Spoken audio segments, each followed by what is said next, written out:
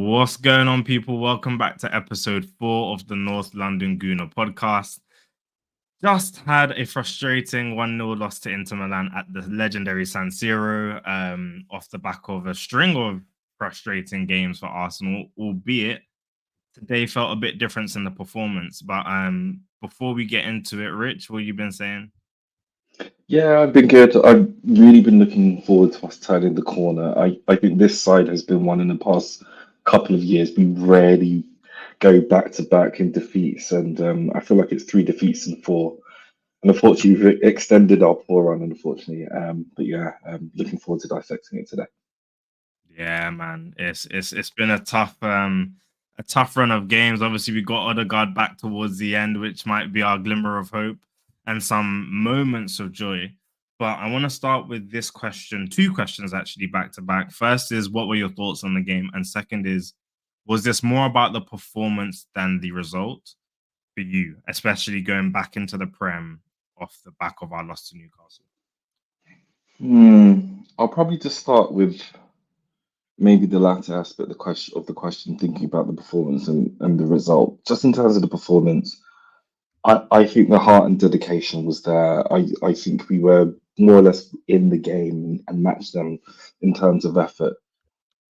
I think what we're missing is I keep on saying it, that really clinical difference maker. Like Saka aside, I don't think there's anyone else really within the team who could sort of take a goal against a run of play or, develop a moment of magic that can really just nick us a goal when we don't really deserve it. And so when we have performed well and when we have won games back to back, we tend to be a side that dominates as a result of being the sum of more than the sum of our parts. And I think at the top level, what you need is either a lot of luck for everything to click for you, or what we were doing last season, which is we scored a lot of goals in like set pieces. We scored quite a few goals in penalties as well. And so when those last 2 points don't go your way, it always feels like the opposition are within the game. So the performance was there. But I feel like, unfortunately, without the set pieces, without the penalties, this is around our normal. Unfortunately, that's I've always felt this. I've been feeling this way since last season. Just to reflect on the game as well, I think in the opening 5, 10 minutes, I think it was an interesting matchup. But Inter really dominated. I believe this is the first time we've come against like top opposition, really setting out in the 3-5-2 formation. Yeah. And I just appreciated the way they just took care of the ball. Not a lot of teams do well with our 4-4-2, 4-2-4 style press. And it just seemed like they shielded and played through the lines and progressed and weren't afraid to really sort of hold the ball at home. But I think after about 30 minutes or so, we started to buy yards up the pitch, going a bit long and bypassing our midfield build-up play. And Havertz was a real outlet. Um, but it was a real tactical game, and I really appreciated it up until that penalty. But I guess we're going to come to that. Yeah, it always becomes a tactical game against the Italian teams, Mm, especially Inter. Haven't conceded in the champs this season so far. I've come up against tough opposition. City couldn't take points off them, I think it was as well. Um, and I felt like we had moments. We had, again, as you said, shaky 10-15, where I think Dumfries or somebody hit the crossbar like first 1.5 minutes into the game, 2 minutes. Very shaky there. Marino was slow in the game, languid before the handball. He also got punched in the head top by mm. someone at some point. That wasn't a penalty, but I ain't gonna get into that because honestly, overall, the ref was actually good today, in my opinion. Yeah. He let the game flow. We would have seen 20 yellow cards in that game if it was the Prem, I feel, based on various decisions.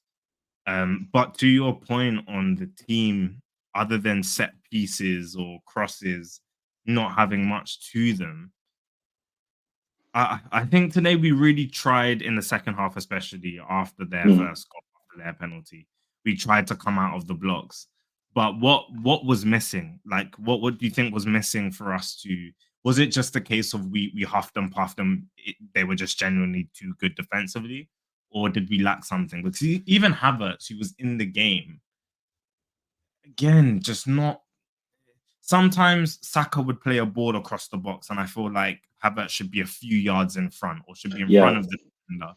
or Martinelli would put an across, and I'm like, Havertz, you should be here, not recessed behind the defender.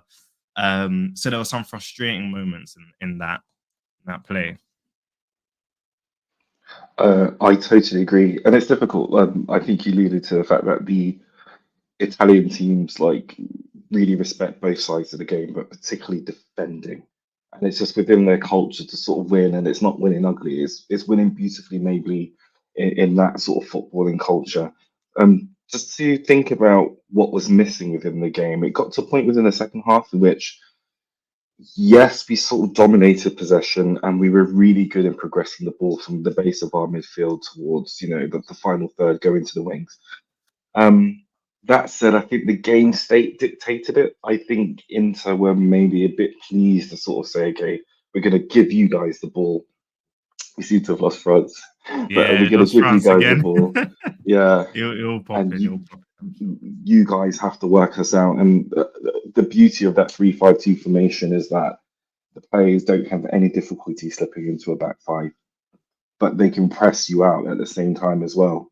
in. You also touched on a point I thought as well in that sort of the second half as we were pressing for a goal and seeking to ask questions of the Inter defense.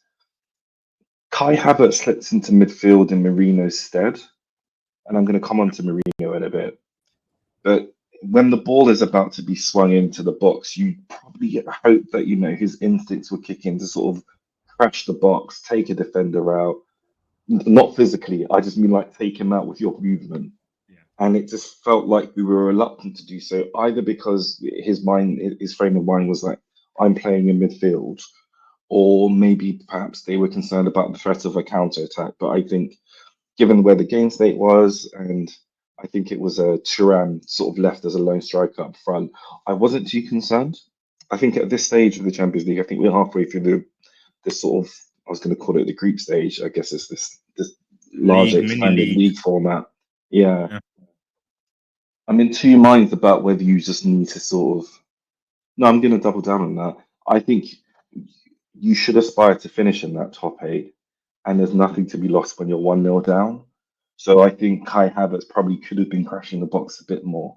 But I can't fault at that point in the game our application in terms of the speed in which we're getting out to the wide players, the quantitative support with Ben White overlapping to help Saka, for example, or Jurriën Timber, and later on Zinchenko helping Martinelli on that wing, and trying to do something not just by the byline, but from sort of those half spaces. Um, the next thing I'd like to see, however, is when we're chasing games like that, I am yet to see something new. And I always think Ben White's often stood in that half space and rarely gets a cross in. If it's Zinchenko, who's a natural left footer on his side, he rarely gets a cross in. I'd like to see what it would look like if they swap sides later on in the game, where where the risk of counters, like it's still high, but it's not really on because the opposition's content to sort of soak up pressure, so that we're putting in those. I think it's an in swinger if I'm thinking about in Yeah. swinging balls. Yeah. Yeah, it's really hard when you're defending deep on the back foot. Once that ball starts to sort of fly over your head and you're backpedaling, it's an attacker's ball. And it's something I'd probably like to see like another tool. It's not a change in system, is just swapping and inverting your fullbacks to sort of get them on their And stronger foot and give a better it's quality across. it's a valid point because it's again for Havertz who likes to be in amongst a crowd when we are delivering crosses in, and not just aerial crosses on the floor. Again, I was always saying he seems a bit too recessed. I think the in swingers would serve him more if he could be at the back post or be in and amongst the Totally. heart of it. It would serve him more. France. What were your thoughts on? I was just asking non-techie. In terms of Inter Milan, are obviously defensively resolute. We know that. Today we gave more fight than we've showed in the previous games. Did we do enough to give ourselves the best chance? And is it more about the performance today than the 3 points? And what did you make of our attacking prowess? We were speaking about Havertz there, and like whether we needed our attack to do more, or did they huff and puff and we just couldn't break Inter Milan down? And not just I Havertz, the think, whole front line. Saka, Trossard, by the way. They don't just want to stick it on Havertz. The whole front line, did they do enough? yeah, I think generally in the first half, we didn't really give enough or as much as we should have. And it was there are portions of that first half, especially the initial parts, that were quite reminiscent of our previous few games. They were quite reminiscent of that lack of sharpness, the lack of aggression, the lack of the cohesiveness, let's say, between our midfield and our front line, and then our front line's ability to carry that on towards the final piece of the puzzle, and then eventually that goal. Um, we saw sort of Martinelli getting locked up and not really having much to give after he's received the ball on that side of his, on the left side, and sort of trying in vain to see if he could work the ball either via the outside route, potentially whipping in across, or beating his man via some trickery or a run, or potentially cutting back on the inside and across the box. We did see him try to sort of whip a few balls inwards from that sort of just outside of the box position and try and whip in the ball potentially to Havertz, or maybe even towards even further back towards Bukayo Saka on the opposite wing. But there wasn't really much that was tenable that you could actually say, right, these particular attacks that we're having are almost certain to lead to a goal. These are the sort of attacks that you would expect a team that really wants to score to sort of engage in. I have said multiple times that we do have sort of a bit too much of a relaxed style of attack. We don't really counter. We sort of work the ball up the pitch the same way we would as if, there was only a very soft turnover once they'd lost the ball, or as if the team had somehow shot beyond our goal completely, okay, leading to a goal kick. And then we kind of just play out from the back. This is how our counter attacks feel. This is how it feels when the opposition, turn over the possession. There doesn't seem to be any sense of urgency. This kind of changed once we got into the swing of the second half, and I feel once Jesus came on, the team sort of morphed into a different level of understanding that we needed to really go for it. We really needed to attack, and there was more push. I feel like one of the main issues is that Arteta only seems to understand that this sort of thing needs to go on in a very few and far between scenarios. He doesn't adapt very well to Arsenal not performing the way that we should. He doesn't respond to or even seem to acknowledge that we're not doing what we can. The right personnel might not be on the pitch, the right tactics might not be going on early enough. Today he kind of did and made a switch at halftime. Jesus came on, and that's when the push really seemed to start coming. Even though we know that Saka pretty much from the beginning was kind of on the ball, but everybody else was kind of only half switched on, if you like. So him coming on definitely helped to spur us forward. But again, by this time, the opposition have already scored. They're already well on their way to kind of in their minds. I feel like they felt like the game was over. Like all they needed to do was defend. And that's not, an indictment of them at all. I think that they performed incredibly well. And it was different from Newcastle's defending. We all know what Newcastle did. We all know what they came to set out to do. Again, which is not a slight on them. That's what happens if you mess around in the Premier League and give a team a goal when they've done nothing. They 5 games, they've gone without really scoring a goal. They come to the Arsenal. They're going to take us quite seriously, and they're going to say, right, if we score, we know what Arsenal can do on a good day. So we will sit back and defend for our lives. But Inter, I feel like they did this very skillfully. There was an incredible amount of intent. There was incredible amount of execution. They could have had 4 people at the back or 4 people in the box to defend it. They could have had 5, 6, 7. Doesn't matter. They defended that like there were thousands in the box at every opportunity, no matter how many you managed to catch them out with in the box. So I feel like they actually performed very admirably, and they managed to see out the game, no matter how much we tried to attack. But the performance in the second half was much better than the first. I think that's probably the only takeaway that you can really, glean from that second half. And well done to Inter. That's all we can really say on that. Yeah, I mean, I agree. It's the art of defending, isn't it? The art of defending, and that was a masterclass. I think we were saying while we were watching it, it was a masterclass. It was real wizardry that sort of takes you back to real defending, the real art of the game. I've just seen a stat Twitter, but it says something like we attempted 46 crosses. Wow, crazy! Yeah, 46. And how many did we actually get ahead of? We only had about 4 shots on target the whole match. So 46 crosses, 4 shots on target. It just shows you just how much they respect that side of the game. Literally 20 shots, 4 on target. Yeah. 21 fouls by Arsenal, 12 by Inter Milan. Only 4 2 yellow shots on cards target, 20 shots.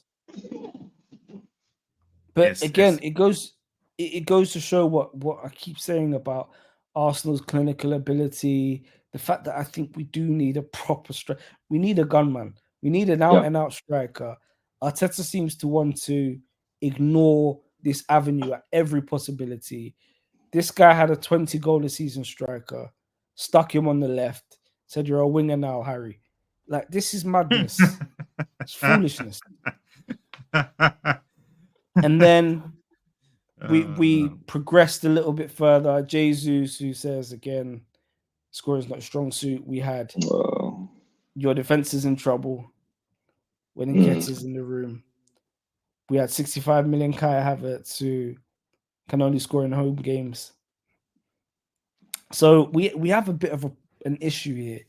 And I like Kai Havertz. I think he does provide something. He provides a different level of play. And I think that's good. I actually think that's very good. I just think it's not enough. Okay. And I keep saying this, having your team contribute to goals as a team in entirety is great, but it is a luxury. It is a luxury. You cannot guarantee this. And we're seeing it. We saw it last season, saw it this season. It works even less when you want to play really pragmatic football, because you don't have that free-flowing, sort of aggressive attacking style that allows anybody and everybody to just arrive at the danger moment and sort of attack the ball headlong, don't care what else is going on. He's now trying to sort of draw it back and play a lot more pragmatically. And that takes away from that ability for anybody and everybody to get on the ball at opportune moments when the opposition has not sort of collected themselves, has not sort of engaged themselves and sat deep and said, right, we've got our shape. Everybody's in sync. We know what we're doing. We know how to, like, we're all sitting behind the ball. We know it's too late. It's too late. And we don't have enough go-getters in the team. I really feel like our biggest go-getter in the team, Saka, who kind of just pulls things out of the bag whenever. Like, you just can't stop that guy. But apart from that, it's Ethan Nwaneri. And the guy doesn't get starts. So I don't really know for Arteta. I think Inter did well this match. We have to do more. We're now sitting 12th in that league table. As we know, you get in the top 8, you have a better run. Yeah, you come below that, it's not assured. You don't know what's going to happen. You have to play for it. Yeah, you have to it's play not for looking it. good. And so and that means more games. We've got the Prem that we're trying to now pick up the pieces for and try and make up the ground for, which is going to be an even tougher task. We've then got other competitions which we need to take seriously. Arteta has floundered season in, season out, and not taking those seriously. And now this season, with his inability to get us in good stead in the Premier League, having dropped this many games this early with both City and Liverpool. So it's not a 2-horse race. If we're counting Arsenal in that race, it's a 3-horse race, which makes it more difficult, which means we're going to have to take other competitions seriously, given how many games and points we've dropped. But that all means more games. And if we're going to take it seriously, then we need our first teamers and those people that come in as substitutes to replace them to play those games in those other competitions, which could mean more injuries. It could mean, more problems down the line in terms of fatigue. So and burnout. So we really need to be careful here how we manage these games, which is again another reason why this window for me was just it wasn't any good. Okay. Now, I want to on some of the points we touched on there. To be fair, do we have anything else to say on this game? Because weirdly enough, there are some player performances we can go on, but I'm like, it was such an annoying game because I feel like we did enough against what's a very good team, and we probably could have come away with points there, but also very valid why we didn't, because Inter Milan defended well and we could have done more. On your point, we've shown that we can be a club that scores goals by community, 100%. And there's an opportunity to do that. The whole team is basically back now. What do we do between now? We can't go back and reverse the transfer window. Edu's caught a flight. Yeah, he's doing barbecues in Nottingham now. He's going to sign for Nottingham. Don't know what happened there. What do you guys even make of that? Before we even go into Chelsea and what we do for Chelsea, what do you guys make of Edu on the Barbie? He's taking a barbecue to Nottingham. What do you guys make of his surprise exit in the middle of nowhere? Yeah, it's a great question, and I think the disappointing aspect for me is that I don't see why this isn't a role that couldn't have been. It's not a job that he could have taken up towards the end of the season. I think to leave partway through as a club exec, I just don't think it speaks well to, first of all, from an Optus perspective, how we operate. I think as a sporting director, I think his title was he's meant to be overseeing pretty much everything on the off the pitch side of things that bleeds into what we do on the pitch. And so it begs a question around how important his role was and how influential he was. I think some of the reports speak to the fact that it's a role where he can manage or direct rather the sporting ambitions of a number of clubs. So in the same way there's like the City group, for example, I think he has the opportunity to do that within like the Nottingham Forest imprint. I also read that we sort of made a counter offer to match his wages, but I think in his mind, in his head, his mind was already made up. And so it's quite sad on one hand, and he's quite literally an Arsenal legend. And I think he contributed to us really coming out of obscurity to being, in the running for a title challenging side. So I appreciate him for that. I just maybe in terms of our transfer strategy, it was always lacking. Always felt a bit underwhelmed at the end of each summer. I feel either because we weren't that proactive in the window, and I appreciate that a lot of deals can take time. It's not straightforward. It's not like you pop into Tesco's and say, "I want that," so we'll have it by this time. And I think there was an over reliance on his maybe Brazilian network and maybe the contacts with a few agents. And so I guess looking forward, what I'm looking for Arsenal to do is to have someone who is equally as ambitious but more connected and sort of gets us that to lean on a previous point that we just spoke about, that type of attacking player who can really unlock our team and that can really accelerate us. In the same way, like in basketball, different sport, but I mean, I'll make the parallel regardless. There's a point guard. I would love us to have another sort of point guard style attacker to add to our team. And so, yeah, disappointing in one way, but there's upside and opportunity. Yeah. France, what do you think of that? Adding some additional context in the fact we've lost the CEO in the last year and Mm. our sporting director. We have no CEO, no sporting director, and we need a gunman. And we have what 2 months to January. What did you make of Edu's random departure? Do you think this helps us having Arteta have more license directly with Richard Garlick, who was in charge of contracts, player contracts, and things like this? Or do you think this is quite an odd departure and disrupts our plans, maybe going forward? I think it might be good actually if we could lose a couple more individuals. If we could lose the Cronkies and then maybe Arteta as well, we could probably get some people in to replace them and actually go somewhere. I what's funny is I think that the points that Richard touched on, which were the points around Edu and the opportunity that he seemed to have been presented, which I know some people have their gripes about it. I think we heard Martin Keown today talking about how the Arsenal job is a dream job and leaving it seemed a bit premature, but also possibly a quite a surprising scenario given how him and Arteta seem to have not only built Arsenal but shaped it, if you like. Maybe not in their own image, but in such a way that they were so instrumental in doing so, the both of them. And I think that is quite true. And so it is quite remarkable that he did sort of say, oh, here we go. And not even as Richard said, or as Montecchi said, leave it till the end of the season. I think he has been offered a bigger title so far as we've heard. He's been offered a much higher wage, and he's been offered the ability or the chance to oversee a multi-club sort of group. And this to him, I suppose, represents a massive opportunity, which maybe he wouldn't have got elsewhere.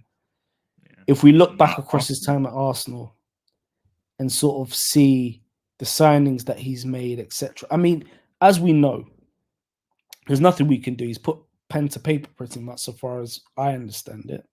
Yeah. So he will be sort of wheeling his barbecue up the M40. We'll probably hear him doing that. He's gone. We just have to make it work. He was not like the second coming of technical directors, which is the point I was kind of coming to in terms of what he has and hasn't done at the club. He's signed some good players, but then he's also done some very strange deals, if you like. Richard was talking about his Brazilian connections. And you made an allusion to something which I'm going to touch on a little bit, which was that he said, you know, these deals take time. Some of these deals are quite complex in how they're built, structured, negotiated, etc. And that it's not like sort of picking something up from Tesco. But I remember him bringing Marquinhos to the club, and that was a lot like a Tesco deal. We talk about, yeah, but it's true. There's certain other players that it's just Tesco value. It really is. man. And you sort of you look at it and you say it wasn't good enough. I mean, I would leave too if I was him. If Arteta and the board had said to me, you have to get Kai Havertz by any means necessary. And I come back thinking probably I've gotten away with one because here you go. Chelsea are not willing to sell him for anything other than 65. I'm probably thinking there's no way anybody's going to press me to make that deal happen.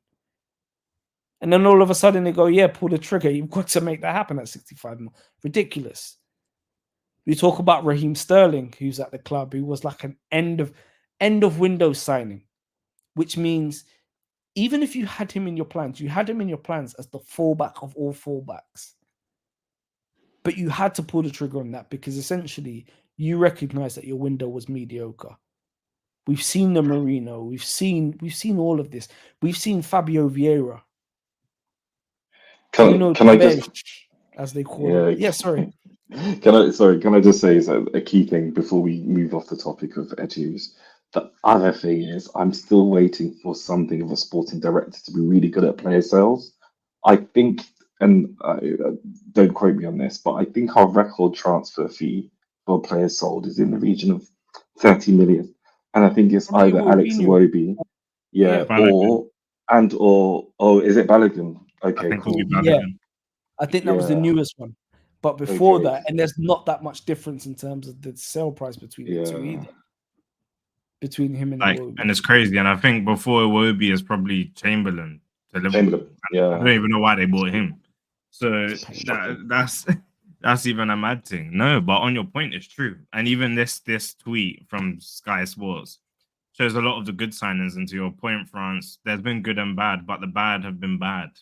The bad have been Willian, very bad. Marquinhos, Lokonga, Tavares, Fabio Frentzen, Not good oh reading my after a God. defeat. who else is there? Honestly, I can go on. It's been a Cedric. mixed bag.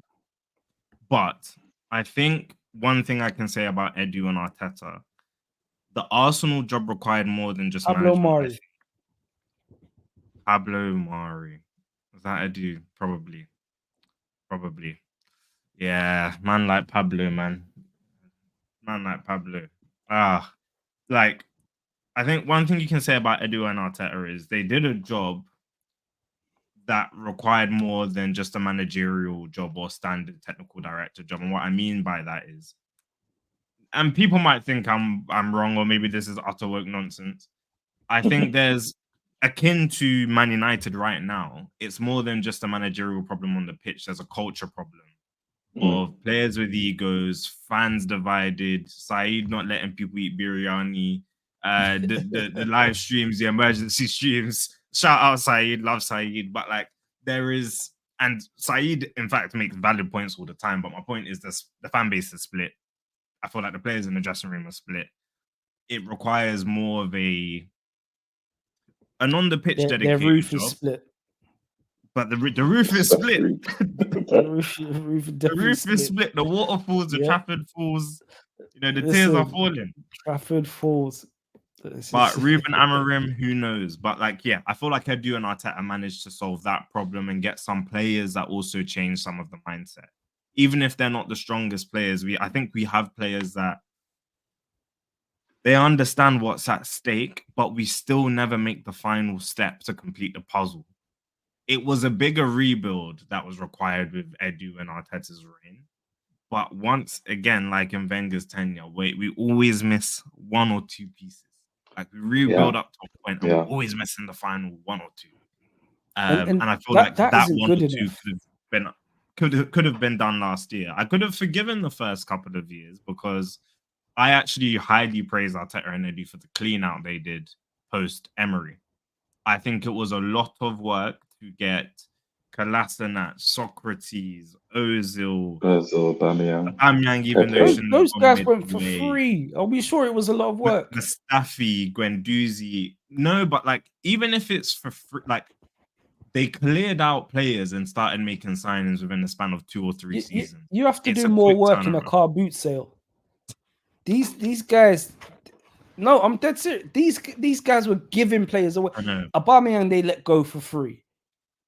He spent 6 months at Barca and they sold him and got 12 million and then went and got Lewandowski. Meanwhile, Arsenal was sitting there ready to let Eddie Nketiah have a pop and then bought Gabriel Jesus for like 45. Like Ozil went for free. They had a bust up about the stuff he was saying about the Uyghurs. That's terrible, by the way. Just to point that out, like the hypocrisy. 100%. Mad hypocrisy by the club. Yeah. We don't love to see it. Lol, Arteta out is trending on Twitter. That's mad. Well, yeah. It's a valid question. Yeah, 5 years, 750 mil, 0 trophies. Arteta phases, like I said, more phases than Marvel. But when is it the end game? I said it already. But when is it the end game? When is it? Where are the Infinity Stones? There is no end game. This is the Infinity War. It goes on forever. Nothing but phases. Apparently, go around in circles. But now, to your point, France, I do get you. But at the same time,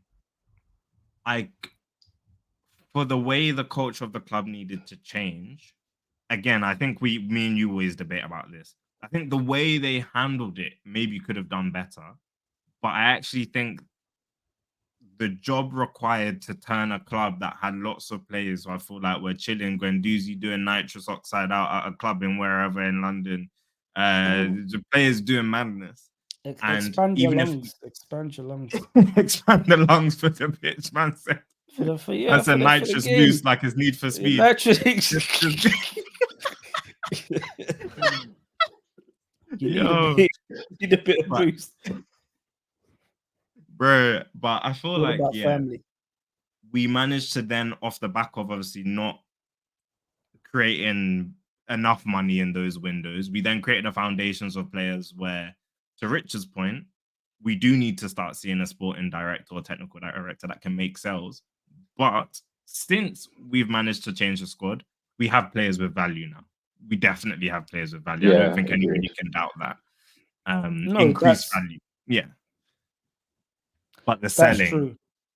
But then has that been to some degree counteracted by a £35 million Fabio Vieira basically buying somebody like Kai Havertz for 65 million? And again, I harp on about this a lot, but I don't want people to think that I don't like Kai Havertz. It's not that, it's the price point at which we got him. If you got him for 12 million, I'm happy. Yeah. He wasn't performing where he was at the time. So you get him for the amount that he's actually worth in the market based on his performances. And you can have a project in which way. The other thing about that is, if that project doesn't go well, it's a £12 million project that went down the drain. We saw what happened when he came in, because he came in as a left mid. That was his role. That was his job. It was touted. It was told. It was expressly told to us. This is what he's here for. And we were also told, if you don't get behind him, you're not a real fan, or whatever the heck this guy was waffling about, Mikel. Then everybody else was like, just move him up front. Remove him from rotation for a bit so the spotlight's not on him. Move him up front. He didn't want to do that. Allowed the guy to sit there till almost December. And then finally, after removing him from rotation for a bit, puts him up front. So you've got to see that they've also been wasteful. We also need to remember that Arsenal we have very finite resources. Very finite resource. Doesn't matter how much money we make in a season. We could make $1 billion in any given season, in every given season.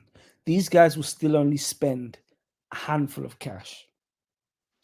So when you are wasteful with that amount of money that you have to spend, it comes back to bite us. Can I make a quick point? Yeah. I agree with everything. Maybe some context around the Kai Havertz price. And I even hate to do this because it's not really that relevant to me. But I think when he joined us, he might have been like between the age of like 23, 24. And there's an assumption, because the player is young, there's some value to be had at the end of that contract and some sort of sell on. I still think it was inflated, by the way. But I reckon we should never have been in a position.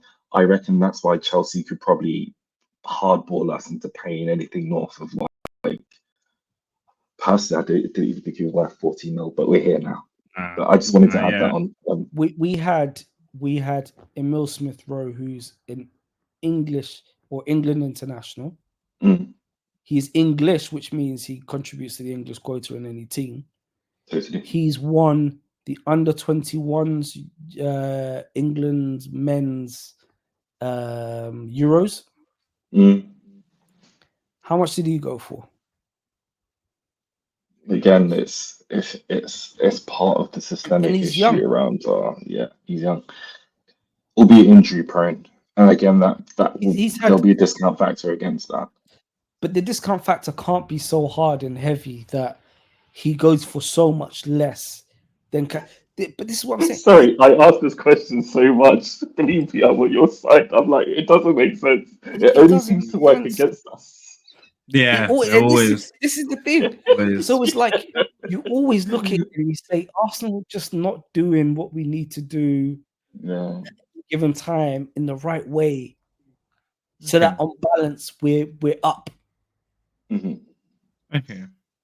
On a If we were quick one, across the board, we're up and then we're down and then we're down and then we're up and then on a quick one, we've spoken about the game today, spoken about Edu. Arteta routes trended on Twitter. Quick fire answers before we go into how we approach Chelsea and how we set up. Arteta at the end of last season at his post-season talk, he addressed the fans in the stadium with the mic. And one of the things he said was the fans should demand more of the team. We've started the season, we've had rough string of fixtures, but a lot of the damages are self-inflicted. A lot of fans are falling out of faith with the direction, maybe out of how long these phases are taken to, again, reach the end game. Is it too early to say Arteta out? Are any of you Arteta out? Or are we overreacting as a fan base? Are we doing too much? I definitely think there's a lot Arteta needs to do better at. And to be fair, I think after this season, we should consider it. That's my perspective. It's not looking good, but definitely we should give him till end of the season from my eyes. But what do you two think? On a quick one. I'd probably say just very quickly. I think it's fair that the questions are being asked of Arteta. I think after 4 or 5 seasons, 650 plus million spent, I do appreciate you have to spend a significant amount of money in football just to stand still. But not many managers get the luxury of stringing this number of seasons together and sort of molding their own team. So for me, I think it's right that he scrutinized. In terms of asking more of the fans, I missed that quote, and he may be referring to those who attend the games who are in the stadiums, both home and away, maybe sort of get behind the team. But the one thing I don't want to see. Inverse. Oh, is it? Inverse. Okay, so inverse. So he fair said the enough. fans, he said we should demand more of the team, and the team have not been showing up this Sorry, season. yes, yeah. I think you spoke about like self-inflicted mistakes, and I think the mistake that we make is not always on the players, it's in the selection. So I'll just spend maybe a few moments just speaking about this. I think sometimes you can play with what Wenger likes to refer to as the handbrake on. And I do not love the usage of someone who's maybe a more defensive minded behind the ball midfielder in the 8 position. I know normally when you set out your players on the pitch, they can do things in different positions and it doesn't really play like that. But I think Declan Rice's price tag forces to him to be shoehorned in that left eight. Today we saw Marino, he's not got the pace in his legs, he's not got the pace for half a yard in his head, and so the game goes around him. It's not really his fault, it's just how he is.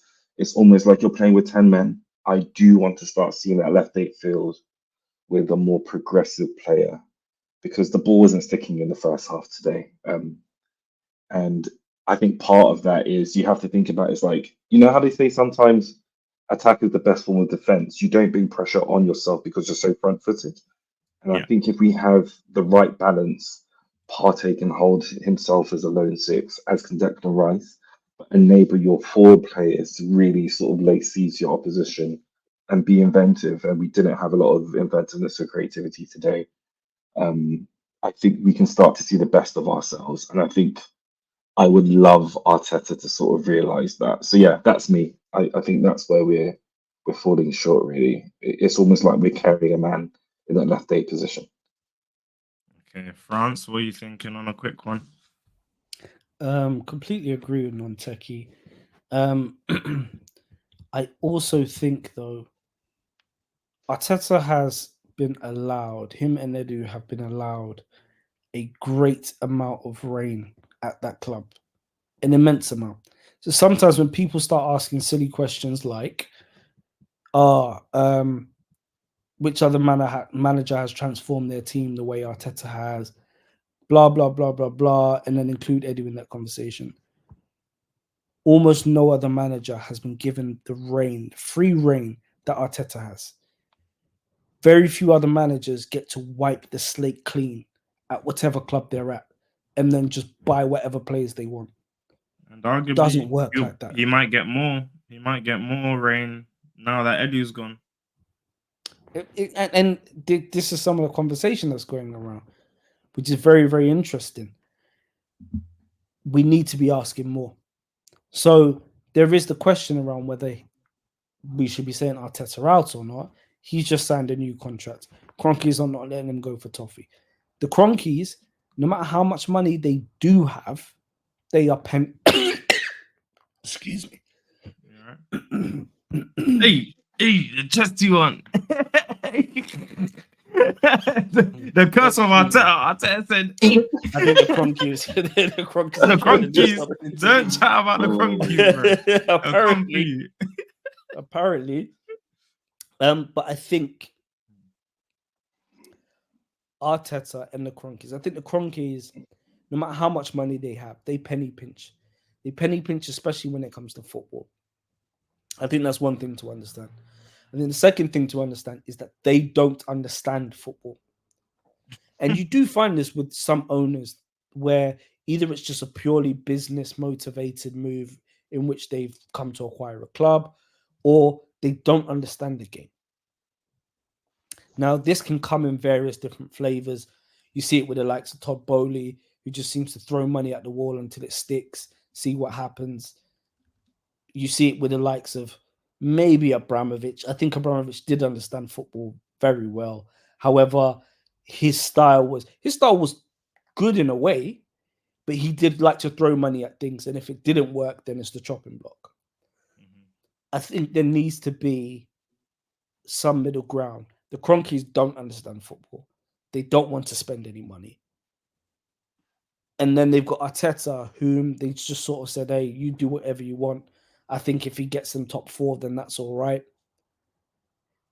Now, for me, we don't necessarily need to get rid of him next season. And I don't think that's going to happen in the first place. I think what needs to happen next season is he needs to be given hard quotas to meet. Mm-hmm. And should he not meet those quotas, then there needs to be repercussions for those quotas. But I think the biggest thing is that the fan base have to hold him accountable. You have to hold him accountable this season, and you have to hold him accountable next season. Right. Because that's the only way, and the Cronkies, that is the only way you're going to get a tune out of any of these people. Because the Cronkies really don't care. They barely show up for any games. They barely spend any money. They tell you, "Oh, be excited," and then nothing happens. The transfer window goes out without a whimper. You get Raheem Sterling on the last day of the transfer window. You get Marino, who can barely run. Like, I don't get it. Yeah. I don't get it. And I could harp on for ages, but I know. Yeah, calamitous transfer window. But no, good points from both of you. Chelsea Football Club, Chelsea, Enzo Maresca, FC, a team that is now above us in the table, which is astonishing. I mean, the money started to stick. The money is starting to stick. Todd Bowley, Trump 2.0. Let's look at the table. Piggy Bank FC. And Arsenal seem to be the feeder club for Piggy Bank FC because we keep checking their recycling bin. Anyway, Arsenal below Chelsea at the moment, which is incredible scenes. We've lost 2 in the last 5, 2 losses, 1 draw, 2 wins. Chelsea drew their last game. They've lost 1, 1-2, drawn 2. Sorry, I'm even all over the place. Long story short, Nottingham Forest and Chelsea are above us. We need points on the board. 7 points behind Liverpool and 5 points behind City. What do we do this weekend to capitalize on Chelsea? And what players do we utilize? How do we line up against Chelsea? Is the other thing. Put Nwaneri in. Nwaneri has to go in. He has to go in. I feel like we lack real goal threat. And this is one of the things I think if we look at 2 seasons ago, it's not last season, the season before, Richard was alluding to, or Non-Techie was alluding to, sometimes your attack being essentially your best form of defense. We would be hitting teams so hard they did not know where to stand, let alone trying to actually formulate a counter-attack or this, that, and the third. Some teams, when we played them, had 3 counter-attacks a half. And we're not talking about thorough counter-attacks. We're talking about hump the ball up to your winger who can hopefully run as far down as the wing as he can in order to buy time to see if he can make something happen. Make a pass to another player. Maybe get to the byline, swinging across. Like, these were maybe scenarios. We were hitting teams and then demolishing their morale. And I'm not saying I understand a need for greater practicality, especially in the sense that it may not be realistic to think that you can do this all season. But I feel like we've essentially just switched off from that. Marino has 0 pace. He has... I actually don't know what he really contributes throughout the whole game. In certain aspects, he turns up and you're like, right, okay, that's fine. But at other points, he goes missing. Or he's just non-effectual. He's ineffectual. He doesn't contribute much to the game. So if I could, I would actually have Erdegaard and Nwaneri in those 8 positions. Don't even know if Nwaneri can play there, but it gives us the ability to push more. Okay, and I was gonna touch on this. You have Odegaard back, which I think is so critical on your point for our attack being the best form of defense and leading the press. He was even doing it in the last 5 minutes of the game against Inter. You could see how much he really leads that. He might not be the biggest talker, but it makes a difference to how we do that. Rice is an engine, a stamina engine. He didn't play today. He's left in London because he picked up a knock. But if he is available, France, are you saying you still try and Nwaneri in the left day? Yeah. Oof, because Richard, any contention? I feel like a hypocrite. Because as much as I like Nwaneri, I want to see him get more minutes to be a... You know, there's a difference, like when you're coming on against tired legs and there's a game state in which the opponent feels like they can't step out of their third. Like, that's when we see a lot of Nwaneri's good play. And I just love when he took the ball like late on, he sort of rolled his man in midfield and just got onto his strong foot. Yeah, and unfortunately, he just skied the effort. And I'm wondering what he'd be like in a fixture of this magnitude as a starter. That said, what is there to lose? I mean, at this point, like, I personally just don't like... I don't think Declan Rice is utilised to his best. And I don't think the team has a synergy when he's at left 8. It's not his fault. He runs and puts in the yards. And this is why I was saying Nwaneri in that position. Because unfortunately, although last season, he managed to actually perform that left 8 role quite well. Very well. Yeah. It's not the same this season. Yeah. Oh, Nwaneri in here. Does anyone disagree with the back 4, Raya, Partey, Odegaard? It picks itself. It does. We don't. Yeah, we don't have too much else. The front 3. Sorry, go on, Rich. Sorry, go on. Sorry, when Calafiori comes back, there's probably a conversation to be had, but this picks itself. Yeah. The front 3, I think Saka's nailed on, if we're all in agreement. But the front 2, now Havertz is playing against his old club. On his return to the bridge last season, he scored 2. Swap him out for Gyökeres. If you just put Gyökeres in there, it's GYO. I wish. Honestly. You just slap him in there and call it a day. We'll just end the stream there. Slap Gyökeres in there. Just fade to black. Cut out. Lock it off. Lock off. Oh, man. And then Martinelli or Trossard. So do we do Jesus? Do we play Jesus in this game? He had a decent game today, in my opinion. He did sometimes a bit frustrating, but he pushed. He had some presence. So yeah, what would you lot do with Havertz and then the left wing position? It might, as much as I hate to say it, it might have to be Martinelli. I don't. It's not that I think he's done anything relatively spectacular across time, but he offers a lot in defense when needed. He can track back.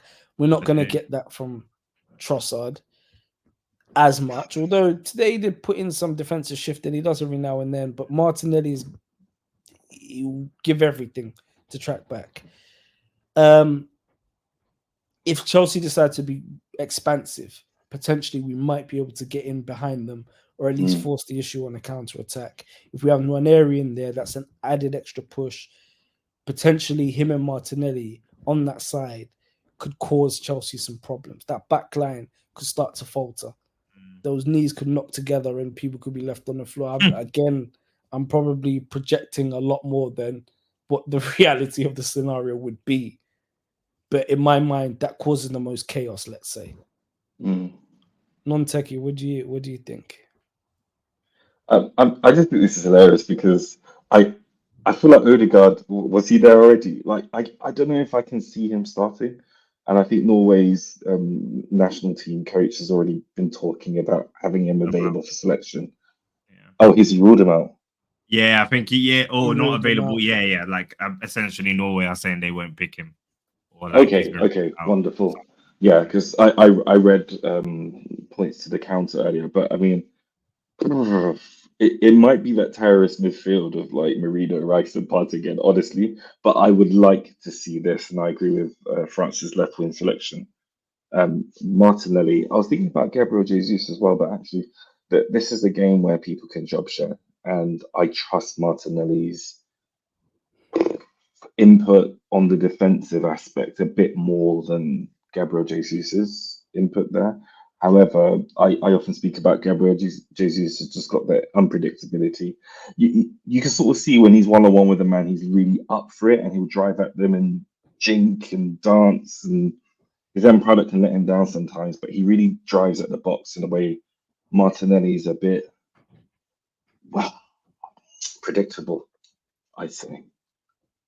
But this is the lineup I go for. Okay. Does NLG, do you you're not thinking about Raheem Sterling or anything in there? Brother, send him to Coventry. Like Parsalou's album. Send him to Coventry, bro. Send them up the M40 to Send him Forest. to Coventry. Out of England. Send Send him there. M40 to Send him to Nottingham. Coventry, honestly. I'm tired of that guy. Do you know who we should have What's- got from Coventry? Gyökeres. He was at Coventry. We should have got him from there. It's crazy to me how we didn't make any attacking signing, and Gyökeres was just sitting there. And I was saying to NLG earlier that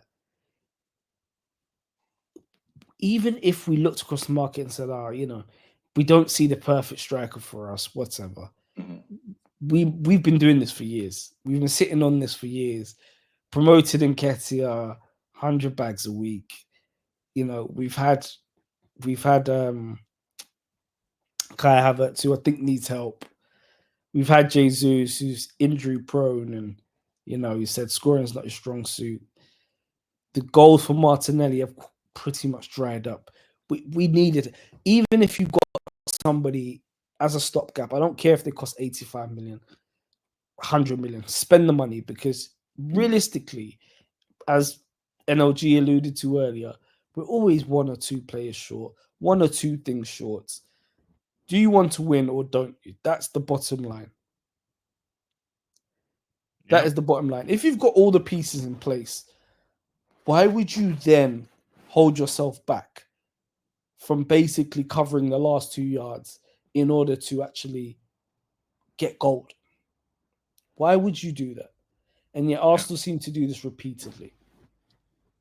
So yeah, they should have spent the money. They should have gotten someone.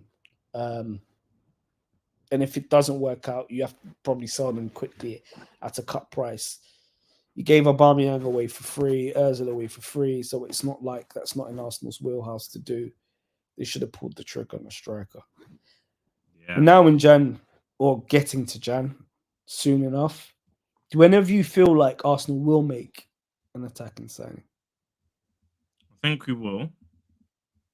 Striker? Not sure about that. That's my problem. I think we probably will. I don't know if it will be a striker. Something tells me you could. Like, I'm like 70, I'm like 60 to 70%. I'm like 70% will sign an attacker. And I think it could be a striker. But I wouldn't be surprised if it's not the target we want. That's my thing. Yeah. Monteki? Yeah, not for me. Like I think we've got the ambition, the desire to, and the resources to do so. I think the other side of the equation is the availability. Unfortunately, you pay a premium for players when you make advances for them within that winter transfer window. So I think that's the reason why I can't see it happening. So we may be sort of strategizing towards the summer again. I People. fear you could be right, and I also fear that if we do end up making a signing, quite like NLG said, we're going to end up going for a target that is not what we want. And You need to stop it. probably that is because, or one of the reasons that is because Kai Havertz already cost so much and is now not playing in the left mid position.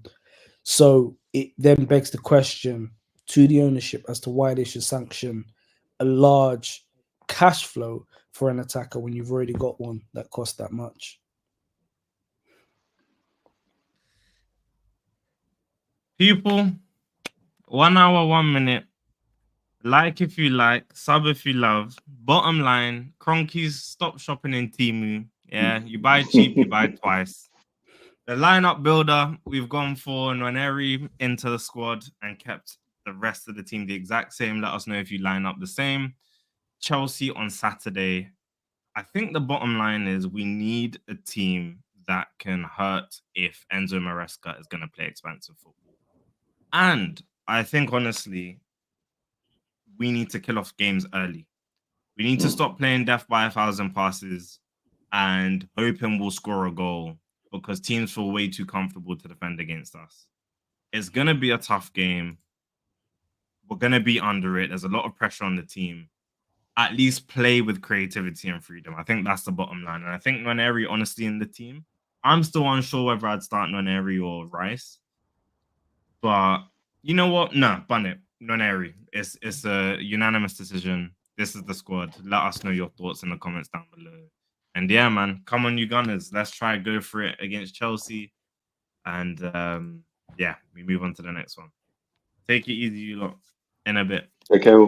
Take care.